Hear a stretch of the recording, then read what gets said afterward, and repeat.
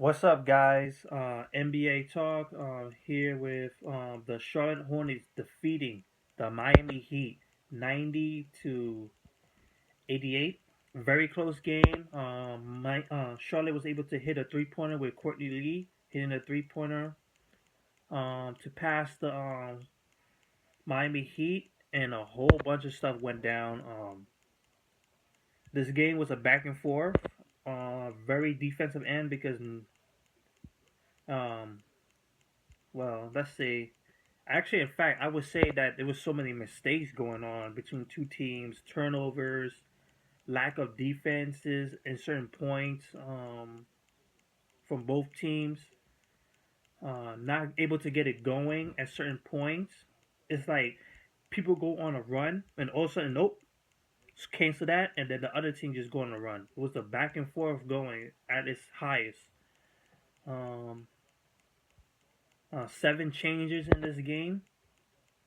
Charlotte was able to capitalize.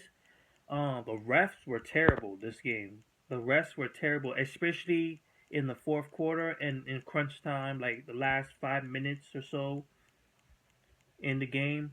Not doing good. Not good. Not doing good. Um, let's see. Let's just look at the stats. Uh, Marvin Williams has 17 points, 8 rebounds, 2 assists, 8 points from Kemkinski, the rookie, 14 points from L. Jefferson with 7 rebounds, 8 points from Courtney Lee, who dropped two three-pointers, and one of them being the clutch one. 14 points from Walker. He shot 4 out of 18, which is kind of bad. You know, this is his first game in the playoffs where he had a terrible game because he's been good for most of this playoffs. He shot 3 out of 5 from the three-point line, which is freaking awesome. 5 assists. You have 11 points from Jeremy Lin with 7 assists and 6 rebounds. This guy has been on his game. I wish he was a little better tonight on the offensive end, but he did all he could. He put up the numbers. So Nicholas Batum came back, dropping 8 points, 2 out of 6, 2 out of 5 from the three-point line. And Cody Zeller playing 21 minutes, 4 points, and 6 points from Hayes. The team shot great from the three-point line, but overall shot only 39% from the field overall. They turned the ball 12 times, 21 assists, 41 rebounds.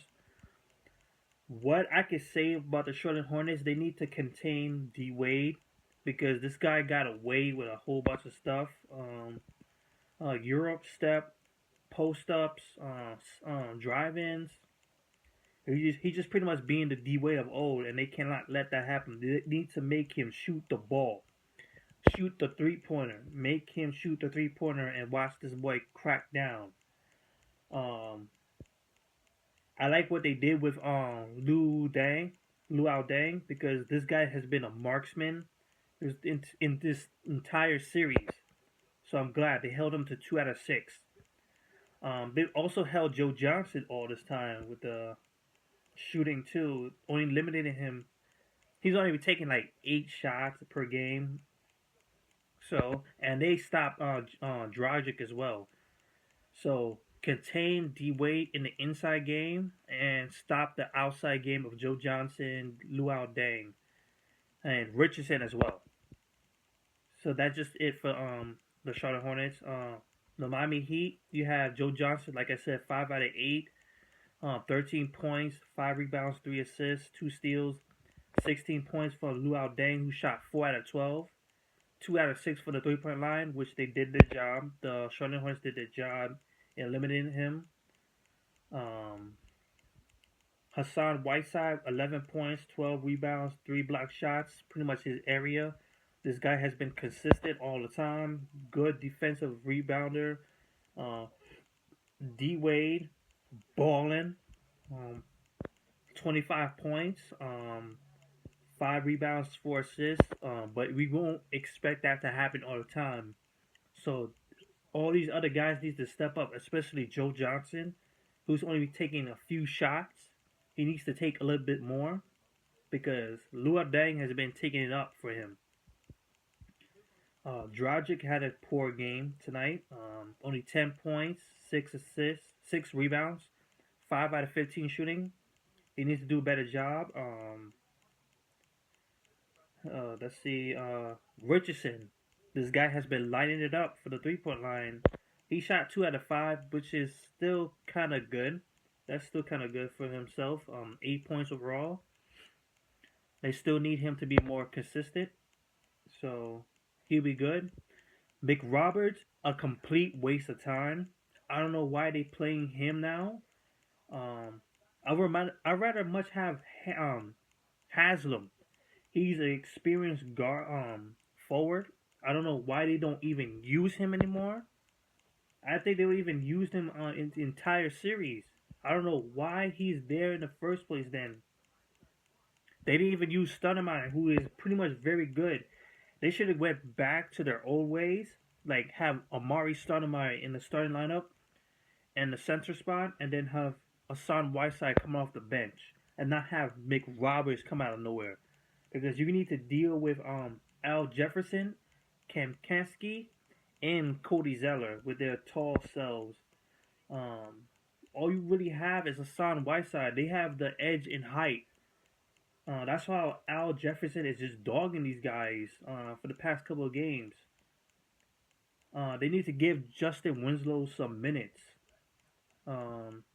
He played very good defensively. I know that he's an offensive reliability because he didn't do good offensively. 1 out of 6, only 5 points. He picked up 9 rebounds. Gerald Green has been a complete no-show at all. It's just weird. They need to put Amari Stoudemire in there, and they need to put Haslam in there to deal with them. Especially deal with Nicholas Batum, because we don't know when he's gonna get off, and if he gets off, it's gonna be a problem. So they go back to Charlotte for Game 6, and possibly Charlotte moving on to the next round, or Miami Heat tying it up, pushing it to Game 7. So that's it. What do you think? Because I think this is a game was just poor. The rest just ruined it for me.